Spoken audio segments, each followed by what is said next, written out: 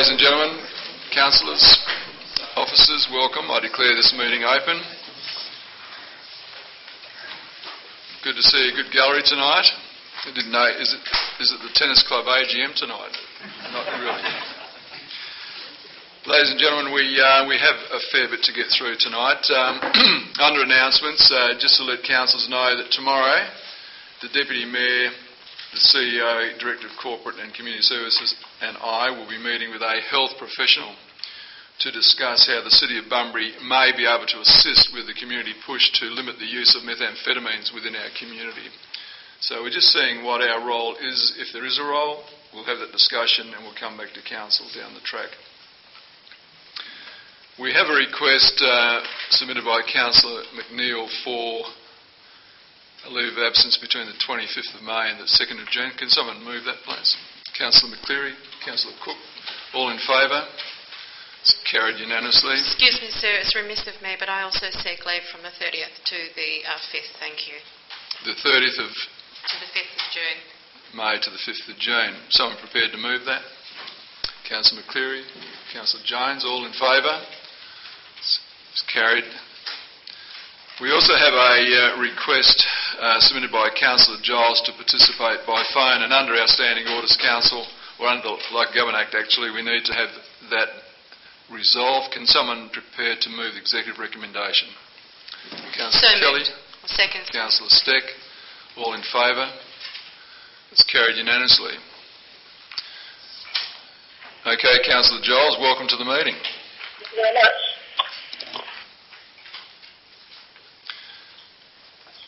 Declarations of interest. We have, I'm declaring an interest in item 10.2.2. It's a financial interest, as I have business financial relations with one or more of the related parties in the Riverlea Estate Syndicate. Councillor Jones is declaring a impartiality interest in the same item, as she is as a proponent, as a fellow director at ACWest. However, Councillor Jones will leave the room. Councillor Jones also declares an impartiality interest in item 10.2.8 as she is Chair of Alliance Housing. Councillor Steck declares a financial interest in item 10.4.2 as her partner owns Withers Shopping Centre. Councillor Morris declares a financial interest in item 10.5.2 as the cafe makes small purchases of his product on a monthly basis. Councillor Kelly declares an impartiality interest in item 10.4.2 as he owns a property approximately 500 metres in Alexander Street from the shopping centre. Are there any further declarations, councillors?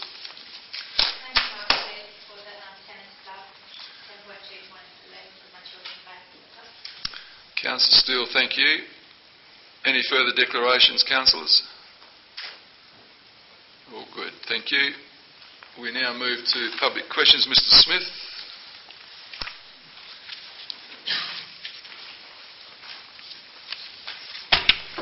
Thank you, Mr. Mayor and councillors. The first question is, I refer to the recent report to council on the art gallery in the Bunbury City Collection and ask for a by-event summary of the attendance at the brag since the 30th of June 2014. Second question is, I refer to the proposed lease to Phoenix Force and Rugby and ask, does the proposed lease and management arrangements include the pitch, spectator stand and all the change rooms and car park, and who will be responsible for the maintenance and upkeep in these areas, including the mowing and cleaning of these areas? And question 3, what lease fees are currently paid to council by the South Bunbury, Kerry Park and Bunbury football clubs, and who is responsible for the maintenance and cleaning of the change rooms and the mowing of the ground at Hands Oval, Payne Park and Kelly Park? Thank you, Mr. CEO. Yeah, thank you, Mr. Mayor. In response to both questions 1 and 3, given the extensive nature of the responses, to appropriately answer the question, I'll provide Mr. Smith with a hard copy of the information, and I'll also include that in the minutes from this meeting. Yep. In relation to question 2, as the lease has not yet been finalised, an answer cannot be provided at this point in time. Council is still considering the matter, and the executive recommendation includes negotiation of the lease by the CEO. Thank you. Thank you. So I'm prepared to move the minutes of the last council meeting. Councillor Cook, Councillor Hayward, all in favour? That's carried unanimously. Thanks, Councillor Giles. Councillors, do anybody have any petitions tonight? Okay. Now, we've received a request from Mr Smith to speak on items 10.3.1 and 10.2.8. Those who wish to give approval, please indicate. Those who don't. That's not approved.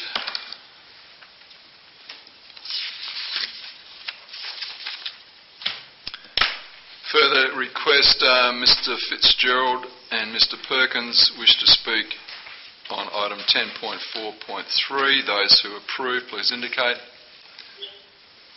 That's carried, thank you. That's approved.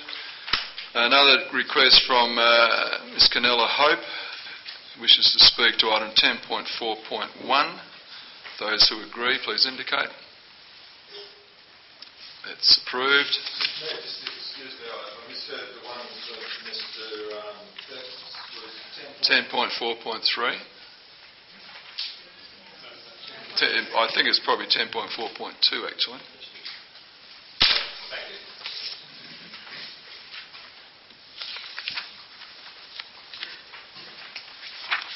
Okay, and we've also received a request from Mrs Mincham to speak to item 10.2.8. Those who approve, please indicate.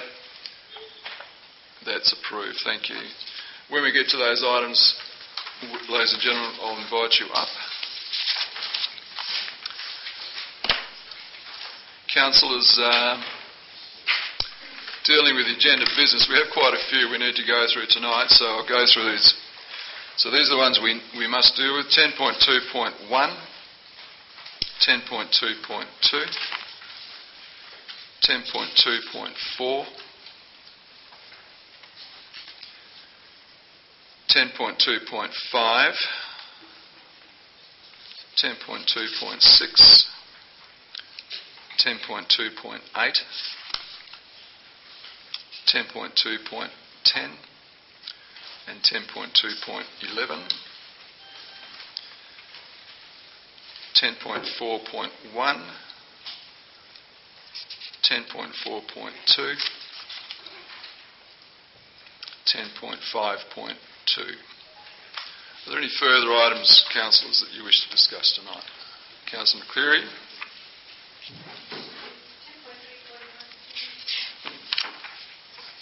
Yes. No, I didn't. You want to discuss that?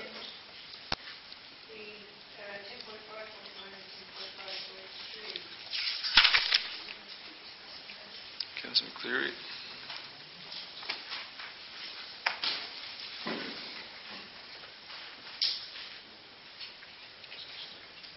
Councillor Stick. 10.2.1, sir, but 10.2.10, I don't need to discuss, but I wish to record my own voice. Thank you.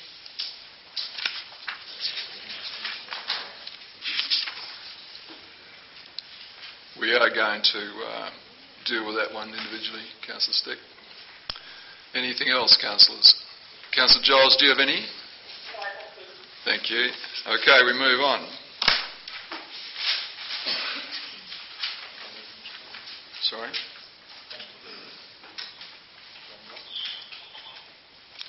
Can I have a mover? Councillor Cook and Councillor Hayward, all in favour. This is for the en bloc. Councillor Giles, you agree? Yeah, that's carried. Thank you. 10.2.1, can I have someone move the executive recommendation?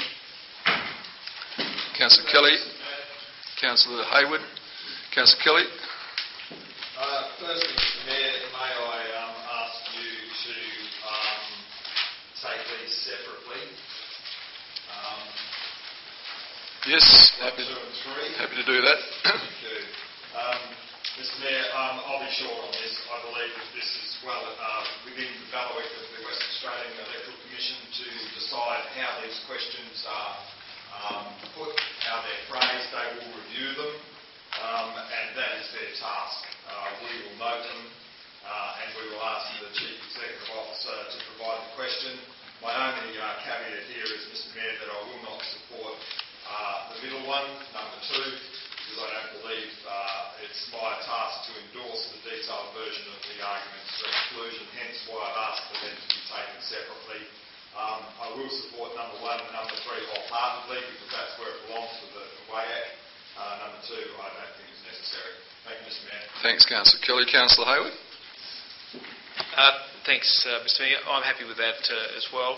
And I just encourage people to support it. I think that it's a process that we're going through and we ought to get on with it and give people the option to have their say. I'm confident that the people of Bunbury will be able to understand what the issue is and what their determination needs to be for their own decision, and we should let them have that opportunity. Thank you.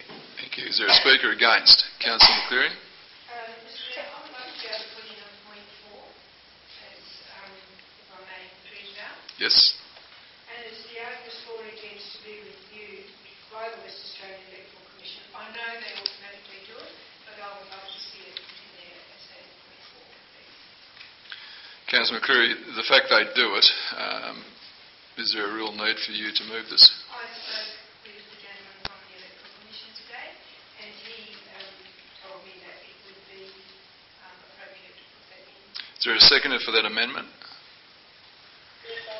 Councillor Giles. Councillor McCleary, do you wish to speak further to that amendment? Anyone else said that I've been reassured by the Electoral Commissioner officer that it would be appropriate to put that in. Yeah. Councillor Giles, do you have anything to say? I'll put you on. No, that's fine, thank you. Okay. Speaker against the amendment? Sorry, sir. I would just like to move an amendment to number 2 on the lines of Deputy Mayor Councillor Kelly, and that is to not say the word endorse, the detailed version, but to supply or to include the detailed version. Councillor Steck, I'll deal with one amendment at a time, so I'll come back to you. Thank you. Is there a speaker against this amendment? I'll put it all in favour. Those against? That's carried. Now, Councillor Steck, you wish to move an amendment? Yes, please, sir. I move along the lines of the Deputy Mayor. I absolutely agree with him. Whilst I don't agree with the version... Sorry, Councillor Steck, what's your wording for the amendment? The wording is to remove the word endorse, the detailed version, and just say include the detailed version of arguments. Okay, is there a second to that amendment? Councillor Steele. Do you have any further to add, Councillor Steck? Only just very quickly, sir. Yeah, sure. She hasn't started debate yet, but you can ask a question. Sorry. Just with number 2, what was the word again? It was... Replace endorse with include. I just want to ask, through Mr Mayor of the CEO, whether or not that makes 2 the same as number 3.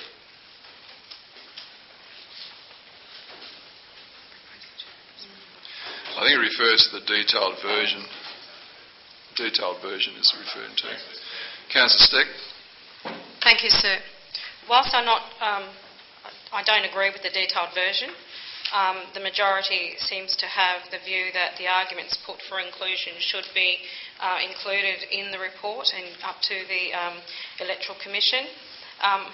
As far as I'm concerned, that the task of the Electoral Commission is tasked to do these preparations of arguments. However, it is also wise to include some of them, although I think these are all anecdotal and non-factual, and I haven't seen where the $1,500 or whatever, $15,000, whatever it was, savings came from. So in the spirit of the room, I'm happy to endorse them to go to the Commission. Otherwise, I'd just throw them out the window. Yeah, thanks, Councillor Steele. I'll put it all in favour. 1, 2, 3. Those against? That's lost. So we have the substantive motion now has 4 parts to it, and I'm going to take these individually. Is there anybody who wishes to speak against the substantive motion? Councillor Steck? My microphone's not working, sir. I can hear you. Okay, so long as the record is on record. As far as I'm concerned, this is has been referred to Council because of the amalgamation process.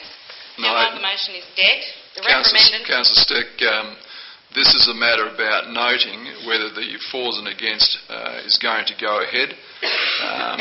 That's all we're doing tonight. We're just dealing with noting the fors and against. Well, I'm nothing else. disagreeing with them, sir, because they've come about out of new people being elected, and if they were going to use this as an election platform, they should have used that during their election platform, sir. Thank you, Councillor Steck. Speaker 4, Councillor Kelly. Mr Mayor, just to say that I think that we should support 1, 3 and 4, but number 2, endorsing the detailed version is not for us. The decision as to how the version of the argument goes will be with the Western Australian Electoral Commission, Mr Mayor. So I encourage councillors to vote positively for 1, 3 and 4 and negatively against number 2. Thank you. I'll put number 1, all in favour. That's those against. 1 against, that's carried. Number 2, all in favour. Those against. That's lost. Number 3, all in favour. Those against.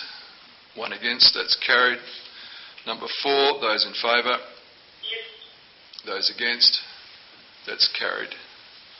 Thank you, councillors. Councillor Kelly, please.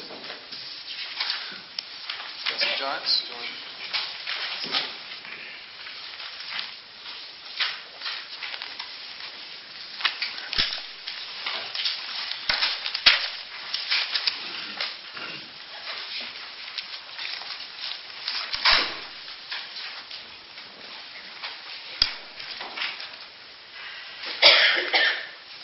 Councillors, 10.2.2, proposed road closure of Moorlands Avenue is on page 14.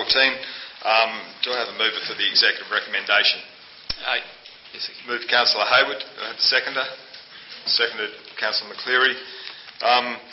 Councillor Hayward, before I ask you to open debate from the Chair, I have a suggestion that number 1 be a bit more exclusive about the terms and conditions as specified in the report.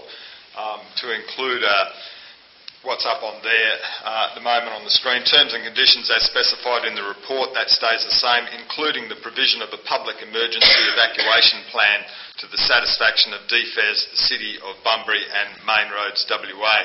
And I'd like to ask you, Councillor, whether or not you accept that, and the seconder also as mover and seconder. I'm happy to accept that, thank you. Councillor McCleary.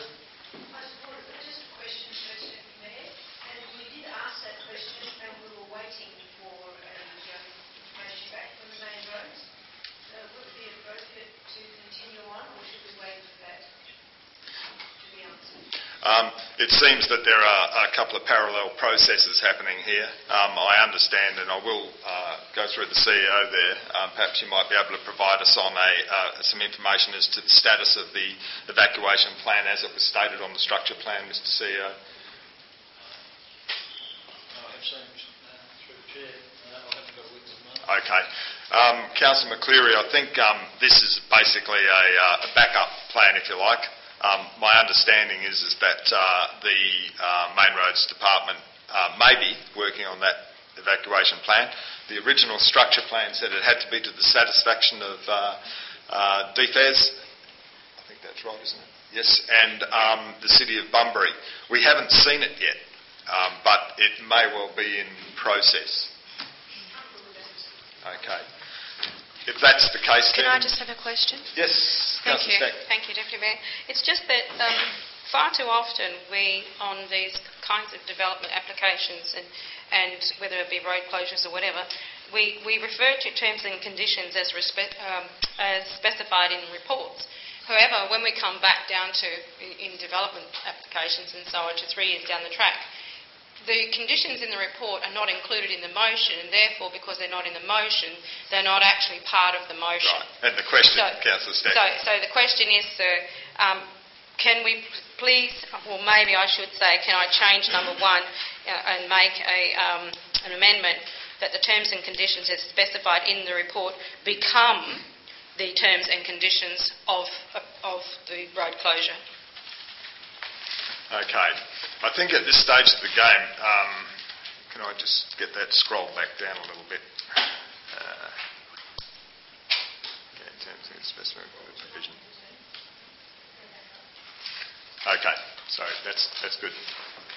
Okay, at the moment we have 1 and 2, which is satisfactory to the mover and the seconder. You're proposing an amendment, Councillor Stack. Yes. And that amendment will need to be put to the minutes secretary and then get a seconder. So it'll need to be written out if there's to be amendment, or perhaps you might choose to make it a number 3. Sir, what I said is very clear. It doesn't need a number 3. It just needs that we have executive recommendation. It's been moved, it's been seconded.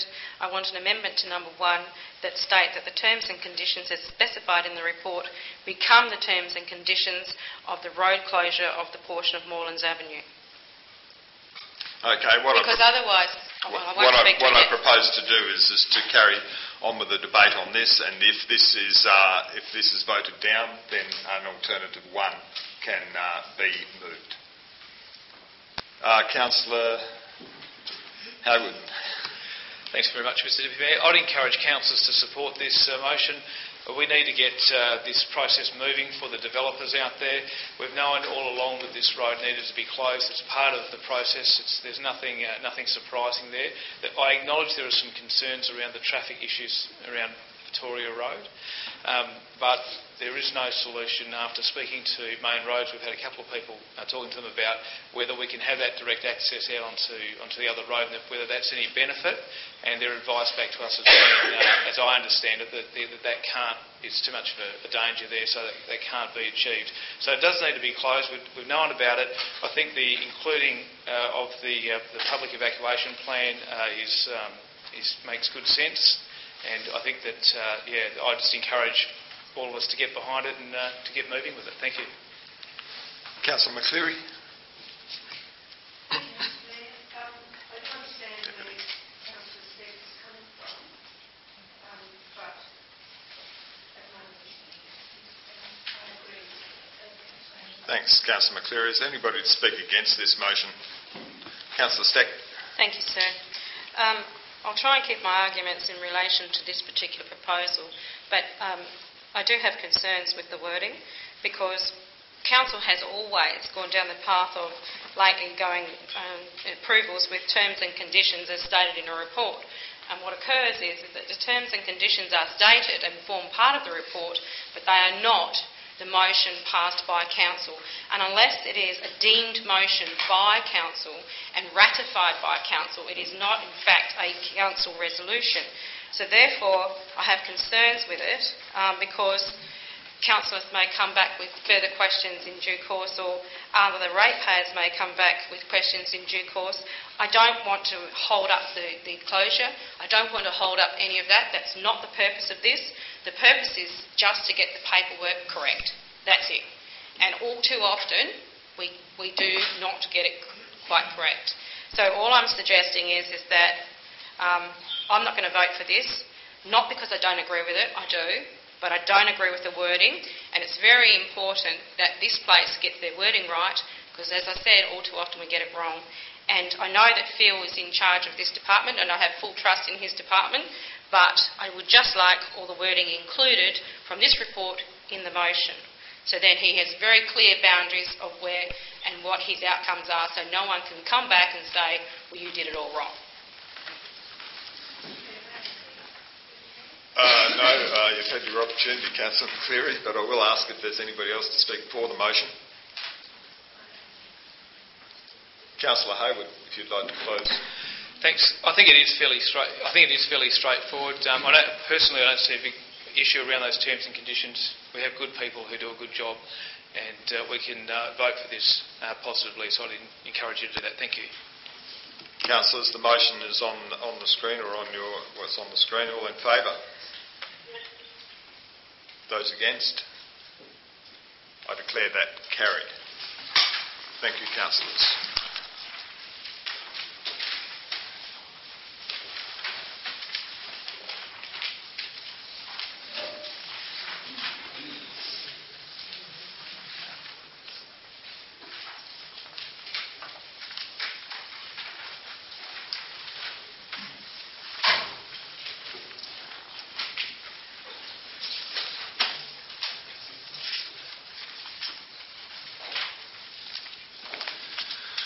Okay, thanks, Councillor Kelly. 10.2.4. Just excuse me for a sec.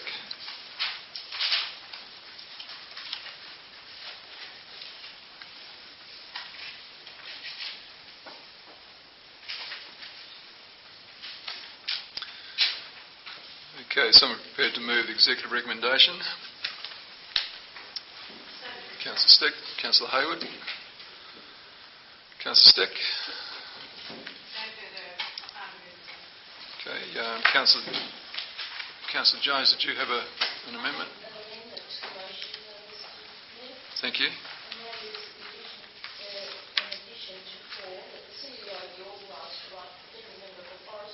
On behalf of the City of Bunbury, urging the member to advocate for the reversal of the decision to freeze the indexation of financial assistance grants as recommended by the Commission of Leaders. Is there a seconder to that amendment? Councillor McCleary, Councillor Jones. Well, not only is an efficient local government being penalised for being efficient, the notion of getting a very meagre increase on top of what we get through the financial assistance grants has been jeopardised. Well, it's simply not going to happen according to the current formula. So I think that we shouldn't take that sitting down, that we should at least make the federal member know about our feelings on this matter. Thank you. Councillor McCleary. Okay, is there a speaker against the amendment?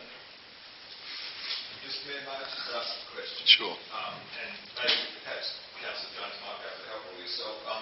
The indexation of the financial assistance grants, how's that been, what's that formula? Is it simply a CPI? Not sure if it's CPI. I think it's quite involved. Mr. CEO, do you know?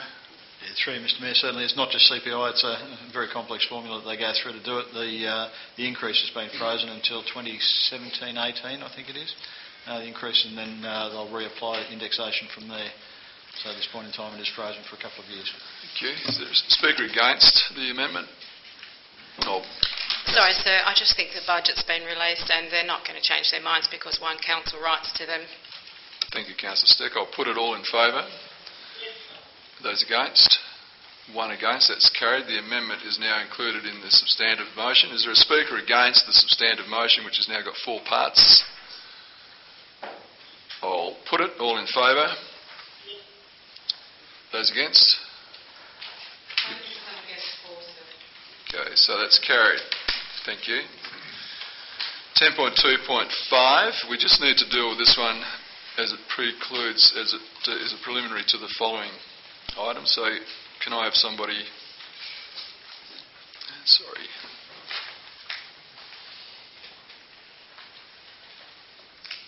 .2.5. Can someone move that for me, please? Councillor Kelly, Councillor Stick. I'll put it all in favour. Thank you. Against? That's carried unanimously. Thanks very much. 10.2.6. We need a... We'll deal with the matter. Councillor Kelly indicates he wishes to attend. Councillors, is there anybody else who wishes to go? Councillor Prosser, anybody else? So I'm prepared to move that Councillors Kelly and Prosser be the voting delegates. Councillor McCleary, Councillor Jones. Mr. Mayor, just a quick question. Before we go on with that, I just looked at those dates. Are they the dates that you're away? That's okay. Not much happens, yes.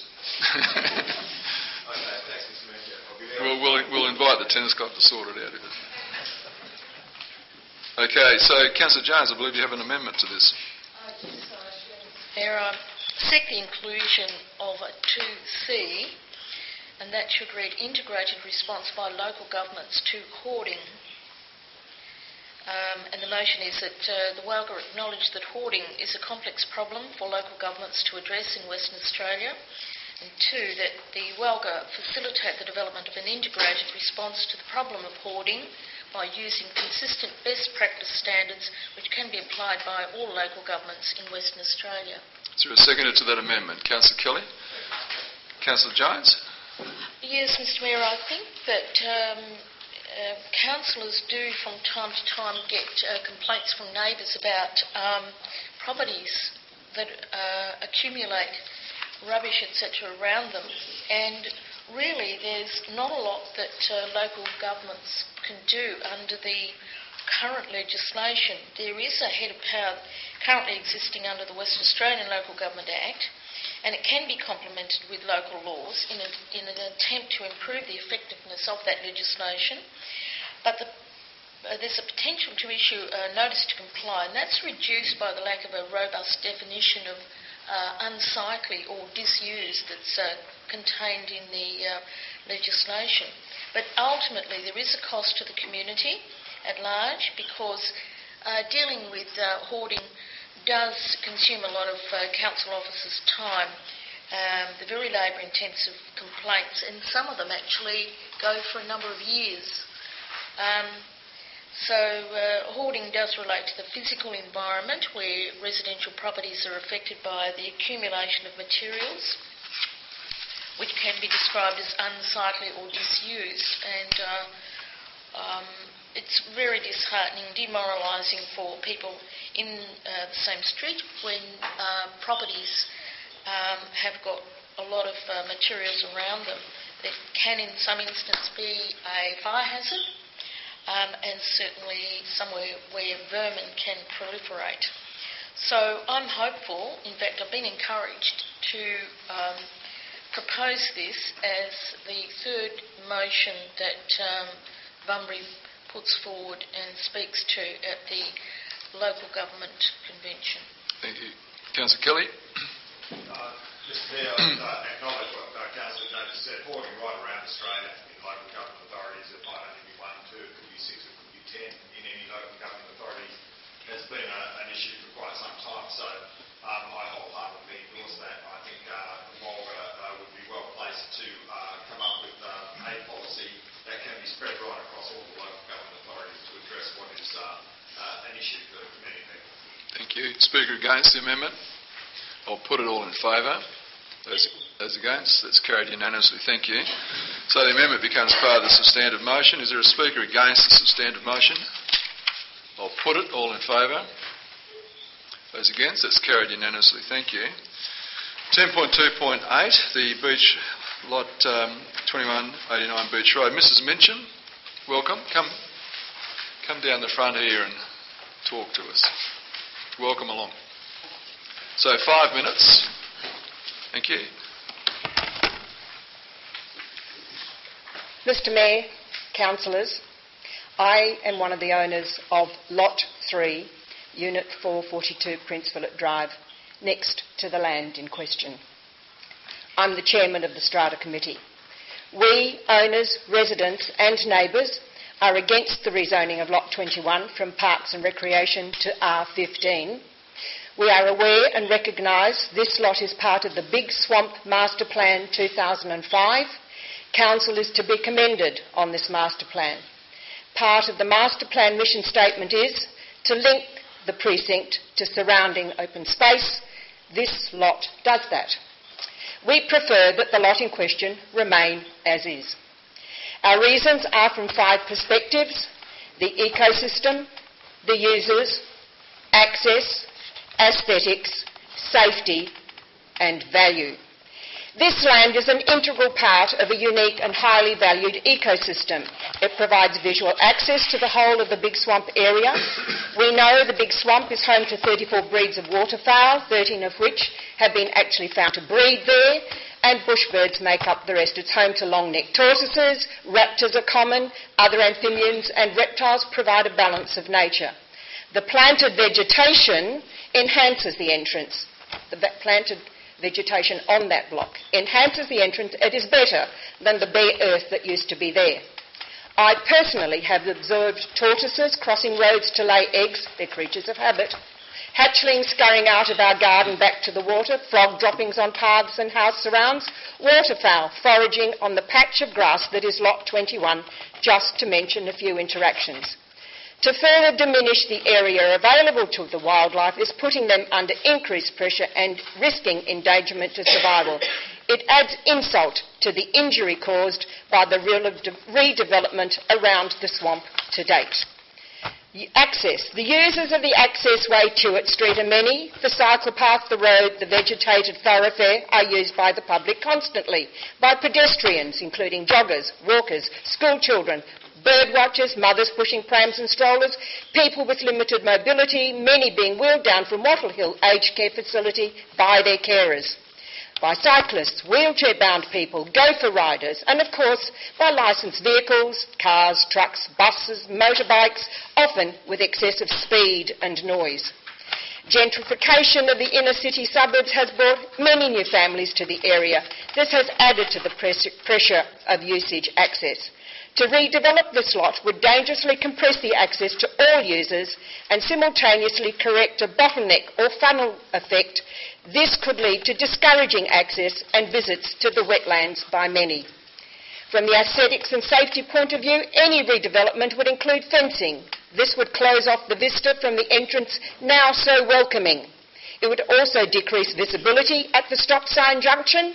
Many vehicles and pedestrians use this offset intersection in all four directions. The setting sun is known to pose enough danger to traffic. The accident near misses here are countless. Value. This lot is priceless. To value it at a mere $500,000 adds insult to injury. In conclusion, the big swamped precinct is a magnet for locals and visitors. It is a breath of fresh air to many. The open space leading to it is a worthwhile link to the swamp precinct, as stated in the master plan mission statement. Access should be enhanced, not diminished. Mrs. Minchin. Can I have someone move the executive recommendation? Councillor Hayward. I'm happy to move it. Thank you. Second. Councillor McCleary. Councillor Hayward. Thank you very much, Mr Mayor. I appreciate Ms Minchin's words there. I have a different view to hers in terms of what I'd like to see happen there. I think that one of the things we did as councillors when we went around and looked around the city potential areas for infill development, and this is one of those that looked like it would make sense for a lot of reasons. We don't have a lot of land in Bunbury, and I think that in order for us to be able to create spaces for new families to be able to move in and live in that area, as do the neighbours, and they quite clearly value the opportunity to live in that place, and I think there's an opportunity for a few more neighbours there.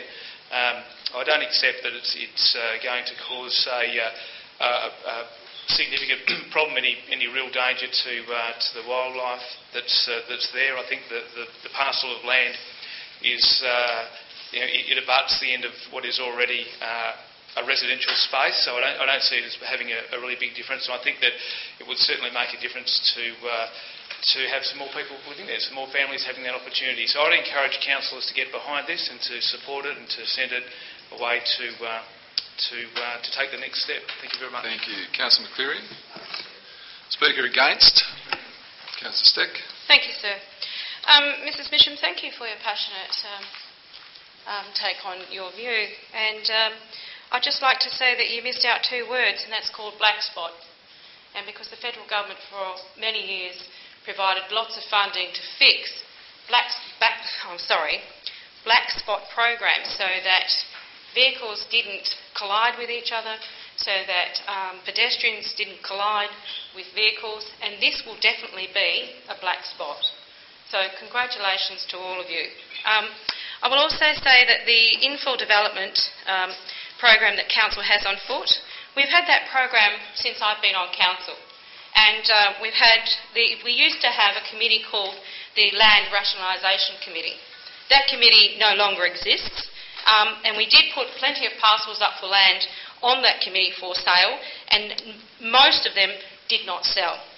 I will also say that plenty of other lots are for sale, and through you, Mr Chair, we at this point haven't put those to market, and this particular lot of land is very complicated.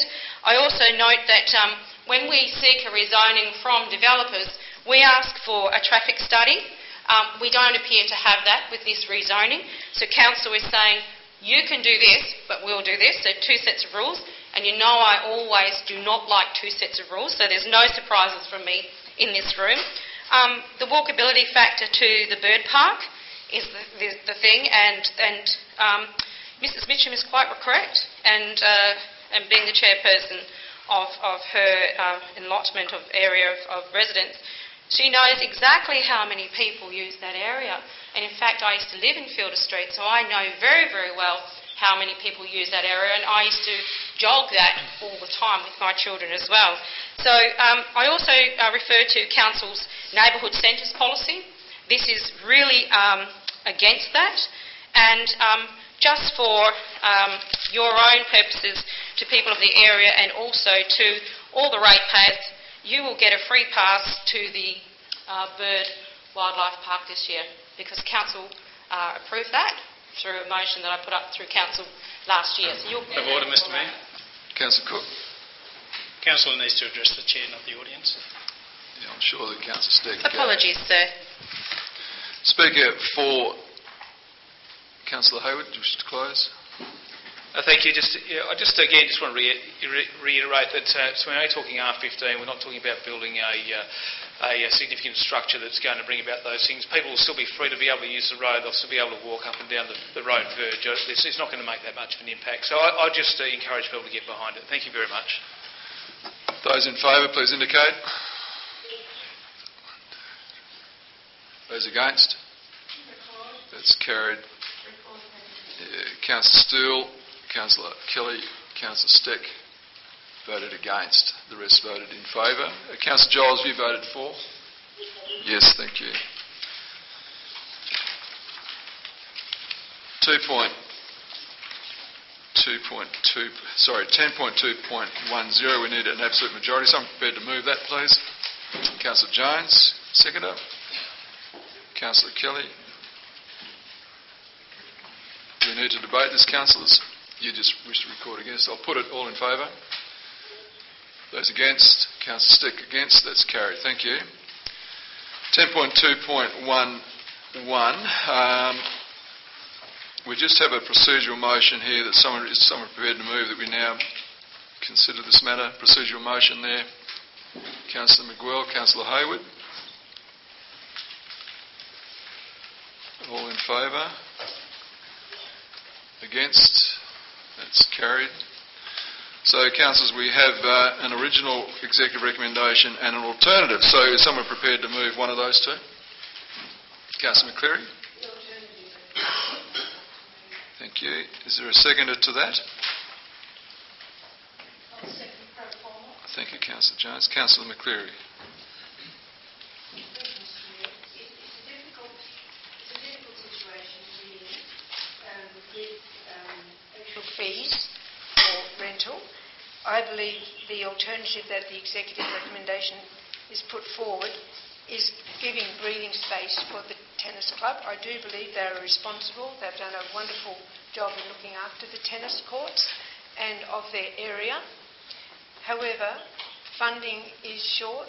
Our matrix is in place, and I hope that this will give them an opportunity to be able to work towards what's written here for our rents for the future. Thank you, Councillor McCleary. Councillor Jones? Speaker against? Councillor Cook? Mr Mayor, I will be speaking against this motion before us now, and will be offering an alternate motion should this one fail. I think that the question is unresolved. That is really where we're at. I mean, the issue is not the matrix, the issue is the valuation of the property and the way that Landcard have done it, and of course it's a confidential report, so I can't talk about it too much. But councillors are privy to that report and do know what I'm speaking about. So I would urge councillors to vote against this, and my proposed motion is that the Bunbury Tennis Club be asked to pay $3,040, excluding GST, per annum, with increments of 2.5% per annum for the following 4 years. So, councillors, I'd like to bear that in mind, and I'd like you to vote down the current recommendation. Thank you, Mr Mayor.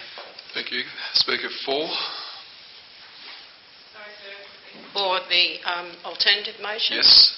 I'll speak for it, sir. Go ahead.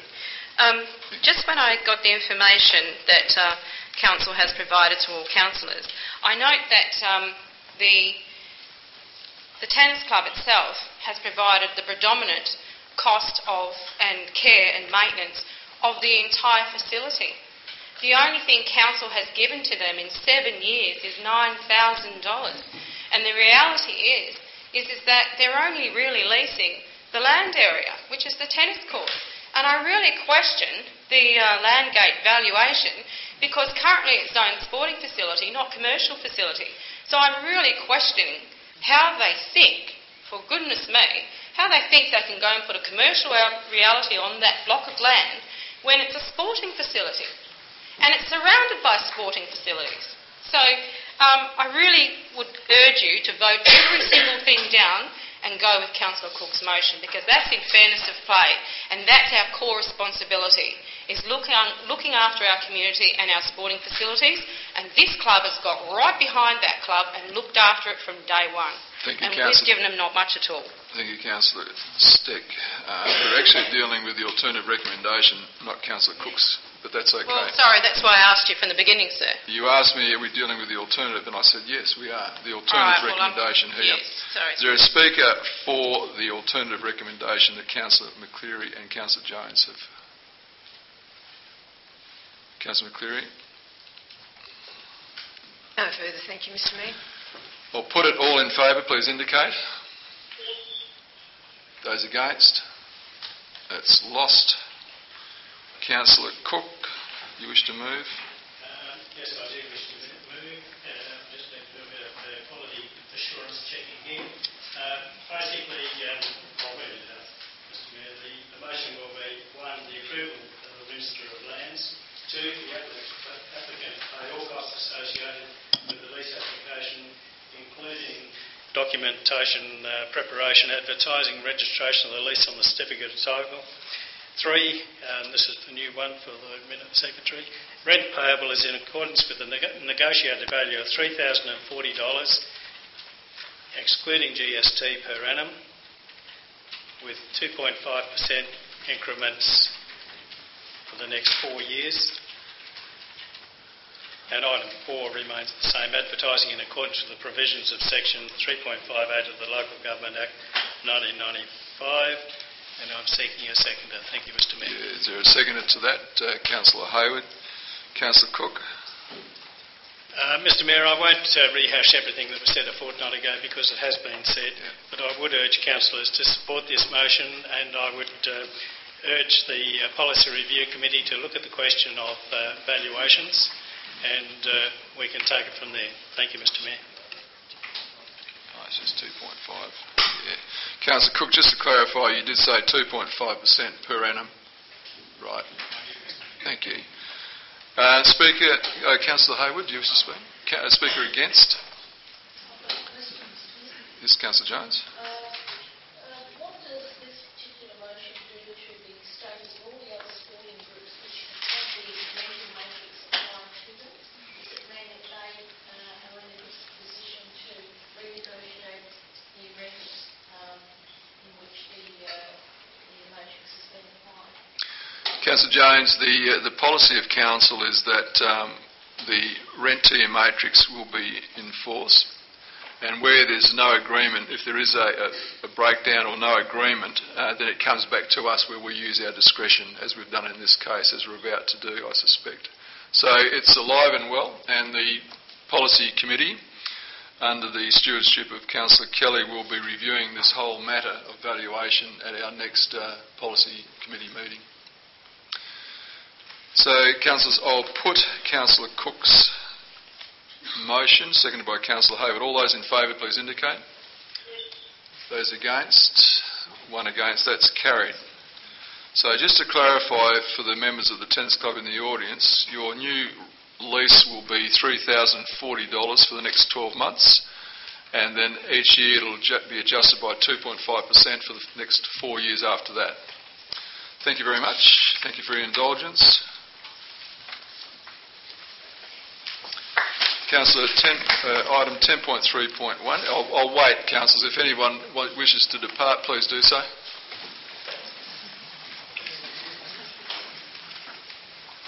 thank you for coming along.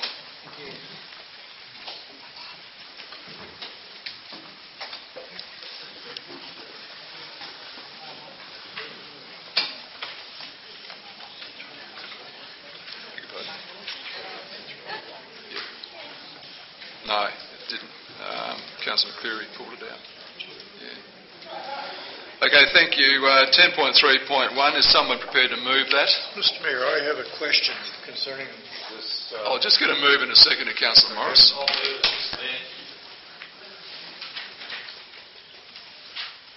Is there a seconder? Councillor Hayward. Councillor Morris, you had a question? Yes, Mr Mayor. Could someone explain to us as to why the executive recommendation has changed from last week when there was no questions in relation to having it changed? Mr CEO. Yeah, through Mr Mayor, following the discussions that were undertaken last week and also with discussions with the club, was try to get a process going forward. The original recommendation, I guess, wouldn't have got to would have held up the decision on the next item on the tender. So I've tried to get someone to keep the process going. And just to assist Councillor Morris, I did receive a call from the president of the Phoenix Soccer Club this afternoon, just reiterating his informal advice to Councillor Kelly and the CEO and myself that they and the Warriors Rugby Club are committed to funding a lease payment and a whole-of-life payment. The exact quantum of those amounts is to be negotiated if Council supports this recommendation. Councillor Kelly, question? Councillor McGuell? Yeah, just another question, Mr Mayor. Just some clarification. I noticed in the office report it comments about a lot on the rent tier matrix and getting a value from that. Would that not, according to the rent tier matrix, has to go off a valuation at the moment, so would that not be able to be obtained until we actually got it built and got a valuation, or how would that work to try and work out that lease arrangement? Okay. Mr CEO? Yeah, through you, Mr Mayor. Certainly the lease component is one that we wouldn't be able to get until it's built. The rest of the whole-of-life costings in terms of the loan repayments, the operating costs and the maintenance costs have all been based on the QS report that we got through RBB. So we've used that to do that basis of it. The only unknown component would be the actual lease component of that. So it'd be structured around that as we go forward. Councillor Kelly. Oh, sorry, further question? Question. Sure. Then, using the matrix, would this be classified as a commercial venture in terms of the matrix? Mr CEO, keep it going. Yeah, through you, Mr Mayor. It's still a community facility. The fact that they will be operating a licensed premise and any other revenue streams that would come through would be taken into consideration as part of the operations of that facility going forward. So the valuation for the lease component would be based on the actual facility, and then we'd actually calculate it back out from there as to what discount they may or may not get based on the criteria that's in the rent tier matrix. Councillor Kelly. Councillor Steele, we'll get you up one day. Good question. Question about whole of life, or as it's in here. What other ongoing life cycle, what other clubs do we request that from? Do you have an answer? Yeah, through you, Mr Mayor. Following the elections in 2013, the direction of council was to look at whole-of-life costings for all our new facilities going forward, and trying to apply that as part of the ongoing process. In this particular item, it is probably a first in that we're building a new facility for a number of clubs and the community in general, and we've been asked to factor that in from council in the early days of this process. Further questions? Councillor McGuell? Just one more before I obviously vote and listen to the debate. What I'm reading, because I would have asked last week, but because the recommendation has slightly changed, what I'm reading up here is that there'll be a negotiation now going forward, and from point 3 I'm noting if nothing can be agreed, it will come back to council to then make the final decision on how it goes. Yes, is that correct? That's correct. Thank you. Further questions? Councillor Kelly. Thanks, Mr Mayor. This has been a long, drawn-out process, I must say, and there's still a fair bit to go, particularly the job that the policy committee will have in a couple of weeks to work out the valuation component for the leases that we have for community groups throughout Bunbury. That I think is going to be a very interesting meeting because I think councillors have agreed that our rent tier matrix has worked quite well. What we got stung by was valuation and how we value the particular units that we have under our sporting teams, whether or not it be an oval and a pavilion, or whether it be a pavilion, whatever it be. But having said that, that's to come at the policy committee, and that will feed in to this process that we're asking that we're being asked to authorise the CEO tonight to negotiate this draft lease. I'm pleased to say that it is the beginning of the process rather than the end of the process, and ultimately, right at the end of it, if it hasn't worked and it all goes pear-shaped, it will come back to us for resolution, and indeed we retain discretion as a council to provide a lease amount. And I think I've got enough confidence in the people around us to make sure that we get an ideal outcome. I think that the two sports concerned in this case, the soccer and the rugby league, have got a great future in Bunbury. I'm really looking forward to the day where I can get down there and barrack for one of those teams, even though they're not called Geelong. So what I would ask people is to support 1, 2 and 3, and to make sure that we can set the CEO on the task at hand to get through the process of negotiating with the two clubs, so that ultimately when this comes back to us, I'm not sure how long it's going to be because we've still got to build the thing, and that's a later item on the agenda tonight, but I'm certain that the CEO will do a good job, and I'm certain also that the sporting clubs will be knocking on our doors or ringing us up or sending us emails to put their 2 penneth worth in as we go through that process. So I ask all councillors to support 1, 2 and 3 on the basis that this is the beginning of the journey. Thanks, Mr Mayor. Thank you. Councillor Hayward. Thank you, Mr Mayor. I too would encourage councillors to support this motion. This is actually a common sense approach. One of the difficulties we've had getting our head around how we move forward with this facility is trying to get all the bits to connect together. It's a bit like the chicken and the egg, which comes first. We don't know all of the costs. We won't know them until, and the clubs don't know all the potential for revenue that they have either until the thing's built and up and running. If we look at other local governments in the area, if we look at what's happened out at Harvey with the Leschenault one, and even others around the place in Mandurah and others, it's fairly normal for the city to wear some of the cost in terms of getting these things going, because there's a benefit for the community. So it's not necessarily a case of us having to make a decision today. If we make this decision, are these groups going to pay us all the money it's going to cost? We don't need to make that decision today. And I think that's why this is a common sense approach. We can move forward with confidence that these things will be negotiated. We'll get a good outcome for the sporting groups. We'll get a good outcome for the city. And ultimately that's what we all want. So I'd encourage you to get behind it and support it. Thank you very much. Speaker against. Councillor Cook. Mr Mayor, I'd like to move a procedural motion that the debate be adjourned until after the Policy Review Committee has had a chance to look at the valuations of property. Is there a seconder to that? I'll put it all in favour. Those against? I'm allowed to speak for it. That's carried. It's lost. Sorry, Councillor Cook.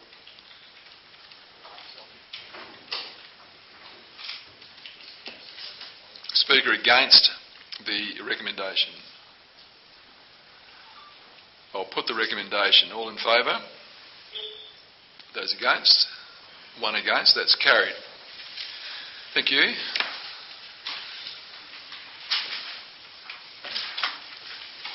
(10.4.1) Ms.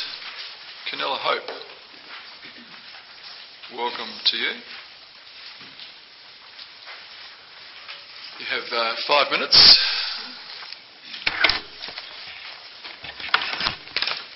Thank you, Mr Mayor and councillors, for the opportunity to present. I'm here to speak in support of the officer recommendation for this item, being the rezoning of Lions Cove.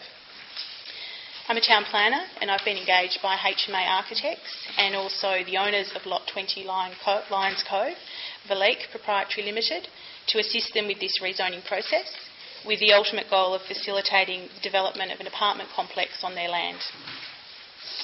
I note that Gary Holland from HMA Architects is also here with me tonight. The broader Lions Cove precinct to which this rezoning applies commenced back in around 1997, nearly 20 years ago. When the planning scheme obligations were devised, the subject land was in the one ownership, and there was a concept plan that was developed on that basis. Since then, the land has been subdivided and sold into many individual lots, including Lot 20 to Valik in about 1999, as well as eventually 39 other residential house lots and the 52 short stay apartments that exist in Quest today. Unfortunately, the passage of time hasn't seen all of the aspirations expressed in the original concept plan realised, and in particular mixed use and a high proportion of short stay accommodation on this site hasn't been delivered. The original approach is now a bit out of step with present day contemporary planning and tourism philosophy, which is more about flexibility and scope to allow the market to drive use and short stay accommodation provision rather than really stringent town planning scheme provisions. And that's been the market reality here. Residential accommodation has been favoured over and above the short stay accommodation in Quest. As a result of this, the subject land has been vacant. Valik are very keen to develop this land, and they're really pleased that council officers have supported their rezoning request to this point of the process. Valik hope to follow this rezoning request with a development application for an apartment complex that can be used for the purpose of unrestricted residential accommodation. Although an 18-metre height has been proposed, which could theoretically allow up to a 6-storey building, our concept is for a 5-level building. This is with a sub-basement level, 4 levels of residential accommodation, so on each level 4 generous-sized apartments with only a small building at the top, which is basically the amenities for the shared facilities that will be on the rooftop.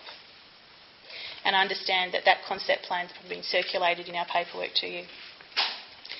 The detail of this, however, such as built form, materials, the appearance and so on, can be analysed in that development application, and we welcome that scrutiny in that later process. It's the ability to be able to lodge that application, which is what we seek to have approved through this rezoning process tonight. The approach to the use and development of land in tourism precincts has changed over the years, and the approach being applied in this scheme amendment reflects other recent decisions by this council for other similar prominent tourism sites in Bunbury, and some examples of the Seaview Apartments, Back Beach Precinct, former Punch Bowl site and so on. We hope that you agree with the council officers and our client that this is a great opportunity to facilitate the development of prime vacant land at a key entry into Bunbury. An opportunity to build a new landmark apartment building and largely complete the Lions Cove neighbourhood. Thank you. Thank you. So prepared to move the executive recommendation. Councillor McCleary. Councillor Jones seconded. Councillor McCleary. Not at the moment, thank you. Councillor Jones? No. Is there a speaker against? I'll put it. All in favour?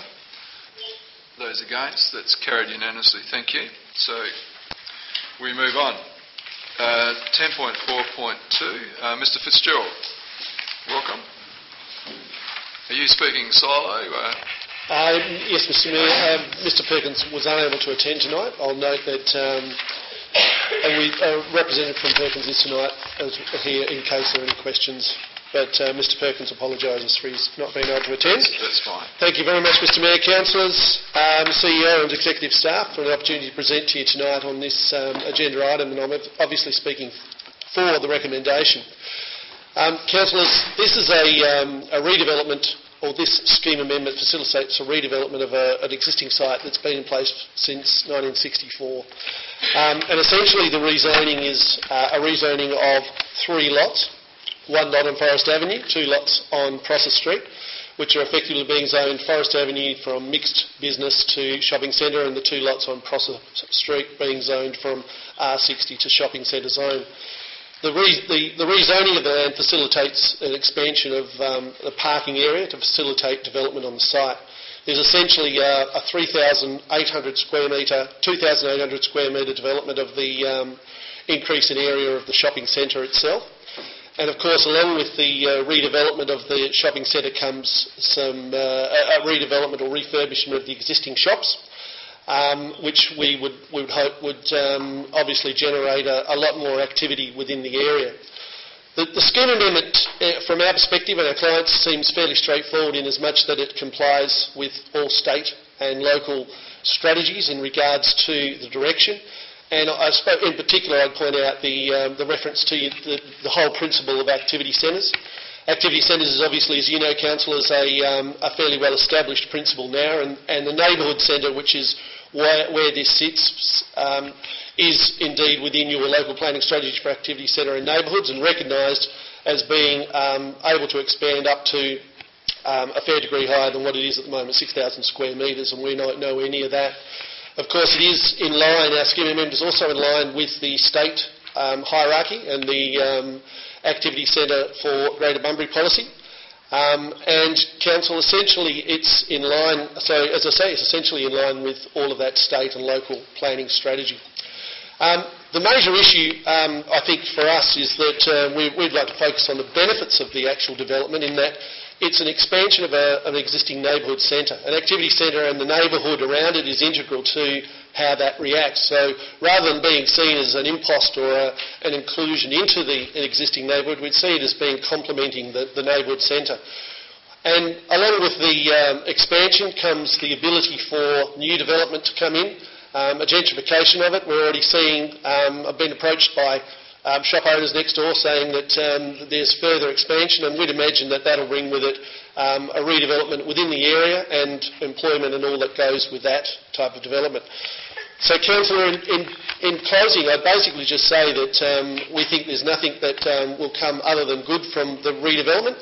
We will obviously identify and work to identify any issues that are raised through both the process of a local development plan and obviously through a far degree higher of scrutiny through a development application, which is still to come.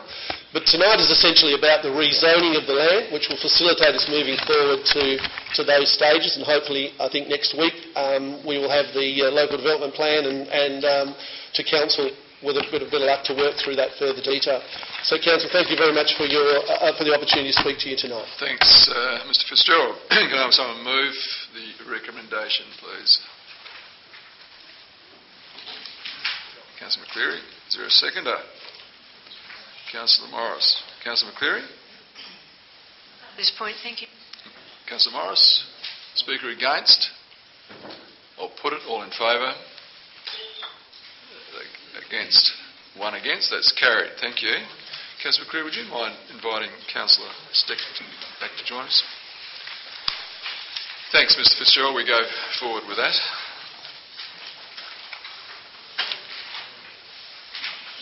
She's vanished.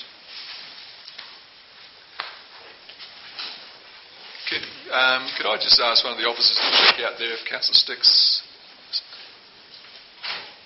Oh, it's okay. There she is.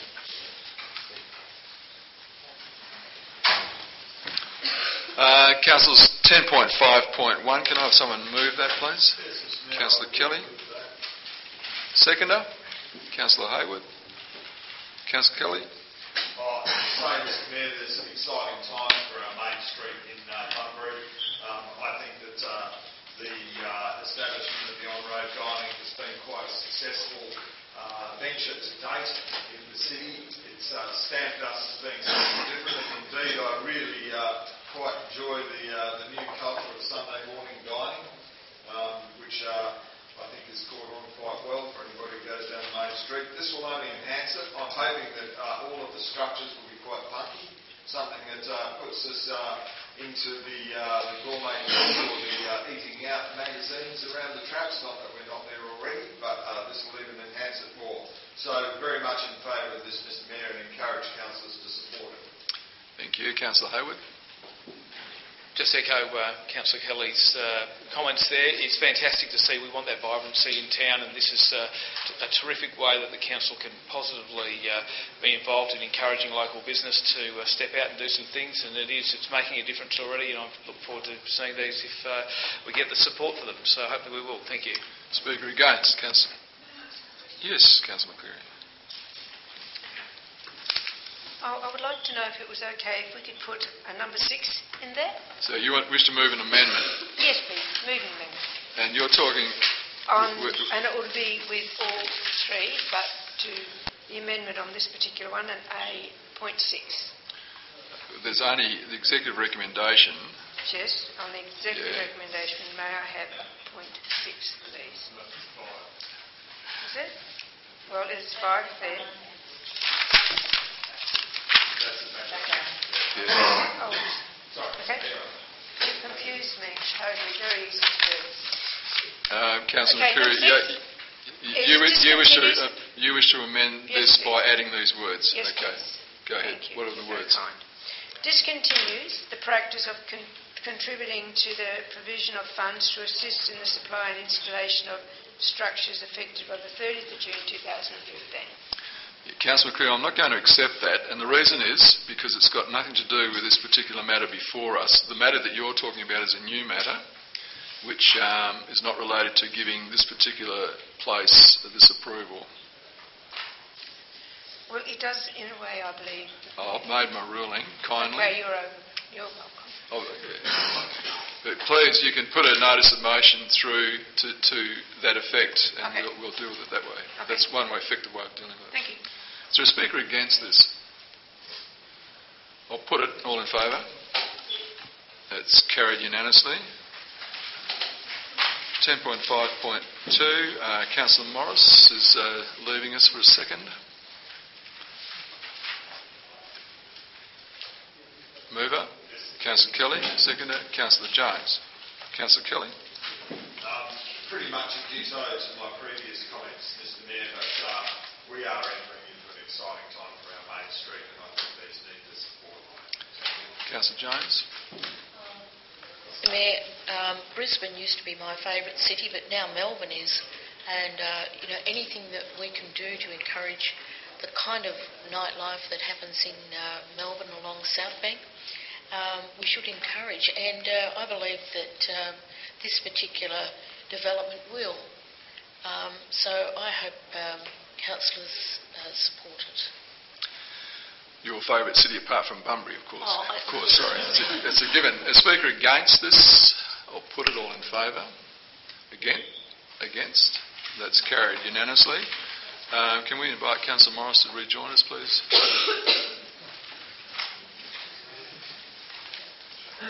Thank you. Yes, mover for the 10.5.3, Councillor Kelly. Is there a seconder, Councillor McCleary? Shall we just go straight into it? Just the opportunity to say that Bunbury is a great city.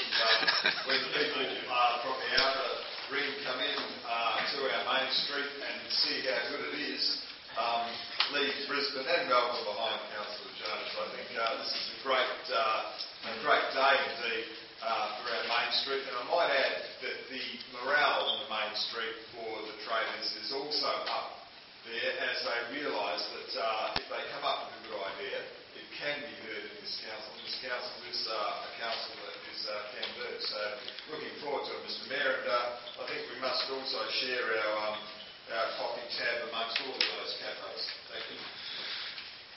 Thank you, Councillor Kelly. Councillor McCreary, do you have anything to add?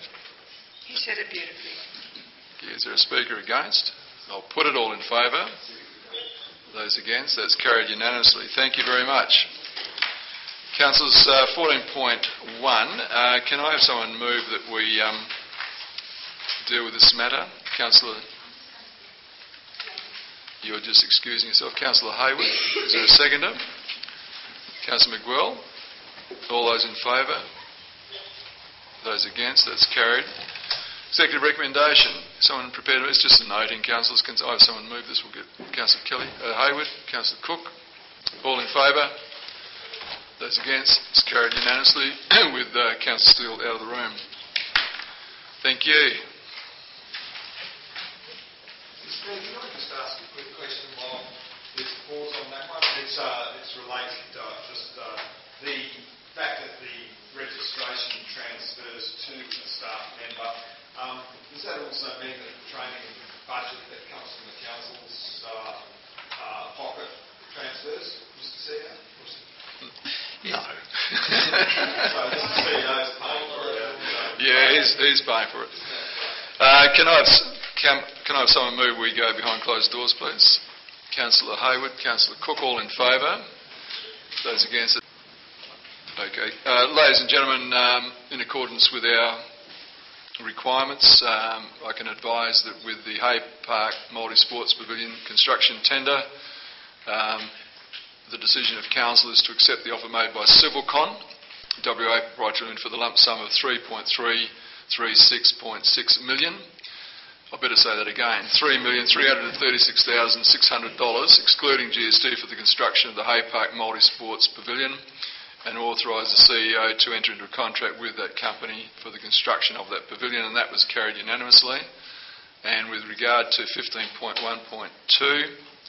the Council resolution was to accept CAM Contracting, CAM Contracting, as a preferred tenderer for the construction of the regional animal shelter, authorise the CEO to enter into negotiation with CAM Contracting to vary the specification to ensure it is within budget allocation, and authorise the CEO to enter into contract with CAM Contracting for the construction of the regional animal shelter, and that was also carried unanimously. Ladies and gentlemen, I declare this meeting closed at 6:50 p.m. Thank you very much for your attendance, and we're now going into confidential discussions regarding the budget. So thank you for your attendance.